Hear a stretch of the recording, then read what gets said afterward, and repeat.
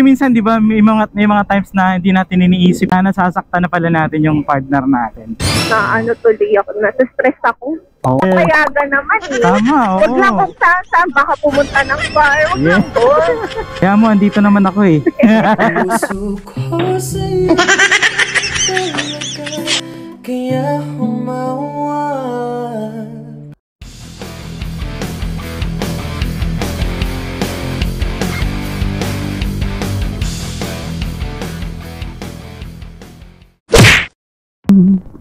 Oh, diba?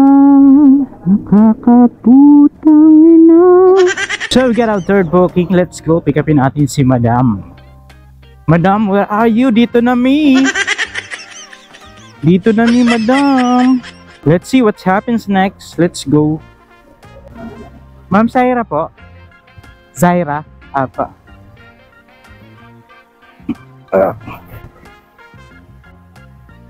Shower cup po kayo, ma'am? Shower cup? Ito po, ma'am.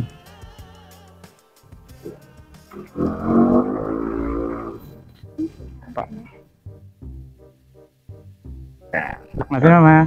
Ay, may interview si Kuya. Bilig mo ako, ma'am? Parang hindi tayo magsisigawan, ma'am. Malay mo, may alam ko na shortcut, ma'am. Ah, sige po. Kaway ka ba sa vlog ko, ma'am? Ay, may vlog ka din po. Yes, po. Ay, yun lang. Hello, Ano po po. ang name nyo sa ano? JD Motovlog po. Ah, okay po. Alright, let's go po. Opo. Sabi ko pa naman, diba kuya, sinecheck ko kanina yung ano, yung motor nung angkas ko. Apo. Sabi ko, ay naka 150 angas to. Sabi naka 150. Tapos nagulat ako, may intercom pa. Nako. Yes. Ganun namin kamahal yung mga pasahero sa angkas, madam. Hindi ko alam ba't di kita matawagan, ma'am? Ano po, wala pong signal kasi yung globe sa RTU. Mahina po kasi signal dun. Okay po. Nag-aaral pa lang kayo, ma'am? Opo. Tama yan, ma'am. Pagbutihin mo yung pag-aaral. Pero ano po ako ng RTU, student tapos employee din. Parang student assistant po ako. Parang ano ka, ma'am? Parang hardworking student. Di libre na yung ano nyo, ma'am? Yung tuition nyo? Actually po, libre naman talaga siya. Okay. Tapos po, naging employee ako, at bali nag-aaral ako, tapos pinapasweldo rin ako ng school. Wow, sana all, may sweldo. Pero mahirap po, sana pala nag-apply na lang ako ng scholarship po. Bakit ma'am? Di ba siya matik na, no? Scholarship na? Iba pa po yung scholar ka na wala kang tuition. Iba pa ganun. yung scholar ka na bibigyan ka ng pera. Okay. Ibig sabihin kung nag-work ka dyan, tapos scholarship ka pa, ibig sabihin mas may income ka pa, may allowance. Opo. Ano siya? 10K per sem. Laki no? Ano po yung course nyo? Work ko po? Opo. Yun po, student assistant ako dyan sa art. Parang kasama po ko sa mga admin. Admin. Okay. Nag-ano ng kiran. Yung out nyo, ganun talaga? Ganitong oras talaga or iba-iba? Opo. Iba-iba siya kasi depende po siya sa ano ko schedule ko ng klase. Okay. Pero usually po, ang out ko is 8. Ganyan. 8 p.m. Opo. Nahihirapan na ako mag-commute kaya lagi po ako nakaangkas. Oo, tama. Kasi more convenient pag nakaangkas ka or any motorcycle, motorcycle taxi. Di naman kayo natatakot sa angkas, ma'am, or ano? Hindi naman. Medyo nasanay na rin din kayo, ma'am. But this is your first time na makausap ng may... Oo, naman. May intercom tapos nagbablog. Opo. Kasi usually pa yung mga naangkasan ko, mga motor to, naka-sniper. Ang nipis-nipis ng sniper.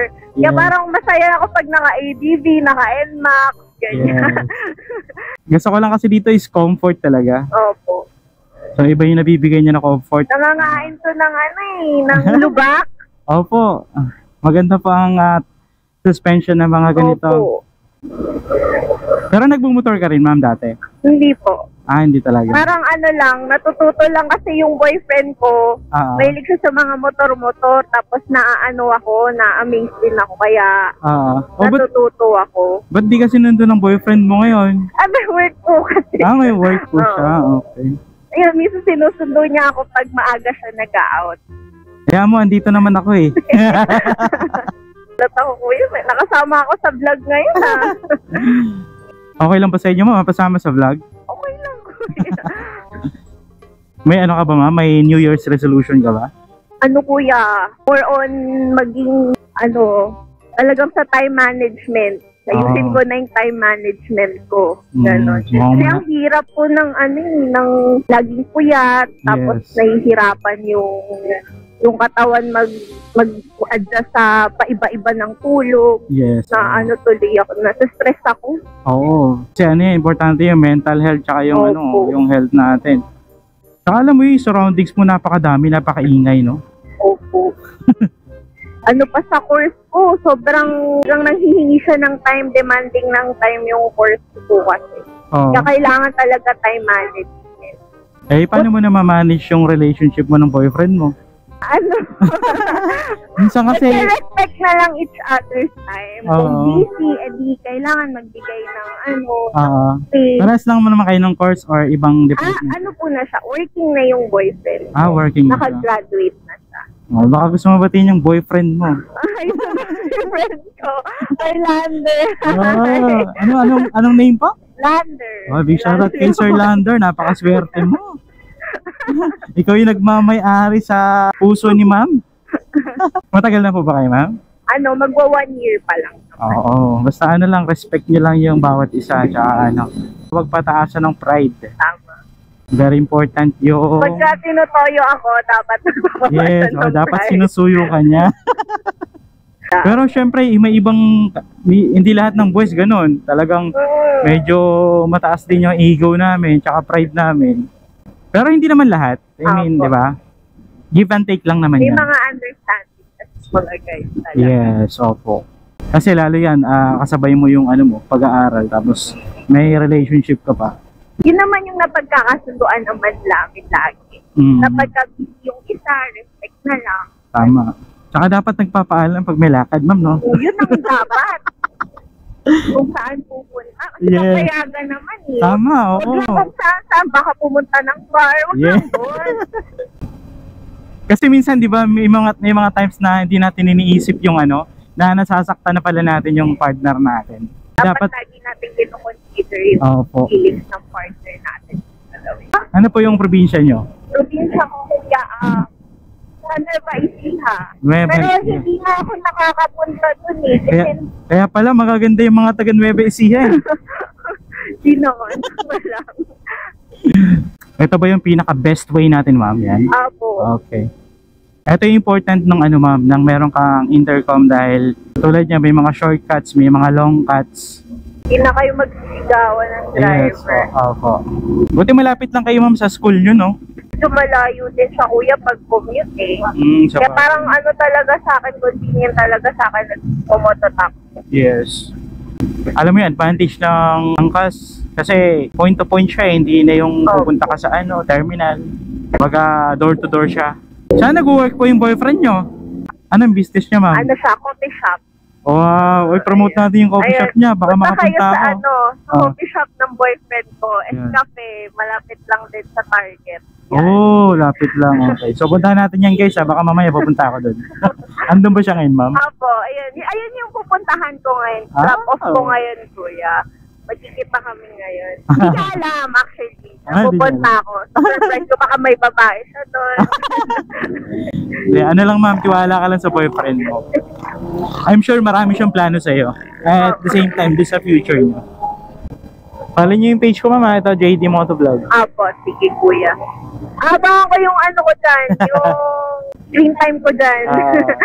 Batayin mo muna yung mga friends mo. Baka manonood yung mga friends mo. Ay, binabati ko yung mga friends ko, yung mga kaklase kong Archie na. Baka may mga hugot sila sa buhay. S-Cafe. Doon po tayo pupunta ngayon actually.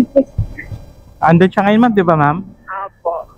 Awan ko lang kung open na kasi ang open hours niya po, gabi talaga kasi ang target market niya is yung mga nagko-call center. Yes, tama. Kailangan talaga sa business yun. Alam mo yung target market mo. Po. Bagay, kung tinutukan niya since 2021, medyo established na talaga yun. help ko sana siya, kaya lang busy din po ako. May sarili ding commitment. Kaya, pag may time na lang. Pero wala naman po kung nagsusungit sa inyo. Wala naman po, ma'am.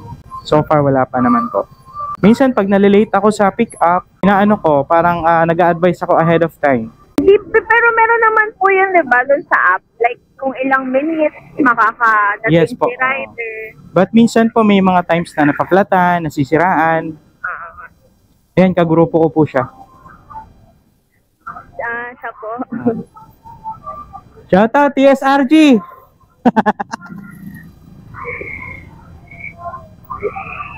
Ay daw, sabi ni ma'am.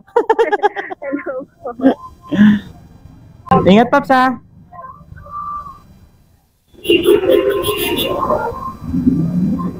The city's gonna break my heart. The city's gonna love me and leave me alone. Kanan po tayo, ma'am, no? Apo. The city's gonna chase and start. It's been a couple months since I feel like I'm home. Sarado pa ata. Sarado pa. Bandang kaliwa ba yun, ma'am? Kanan. Ayan. Ayan. Cafe. Ayan. Sarado pa. Ay, Sa ito? bahay pa siya. Saan po, Ito ma'am? po. Ayan. Ito? Ayan. Ito po. Saan po? Ayan. Ayan. Oo nga pala, no? Sige, ma'am. Ingat po, ma'am. Ha? Bye-bye. Pamay ko yan. Okay pa. Ha? Nag-vlog si Kuya. Ay, ipopromote sana namin, sir, yung ano mo eh. Yung cafe mo eh. Sarado pa, sir? Hanggang anong oras pa yun, sir? Alas 12 pa. Alright guys, bisitahin natin yung shop ni sir, no? Okay. Thank you po, ma'am. Sukli na lang po. 20 po. Tapos... Okay na po. Okay, salamat po, ma'am. Ingat po. Alright guys, let's go to our next booking. Let's go.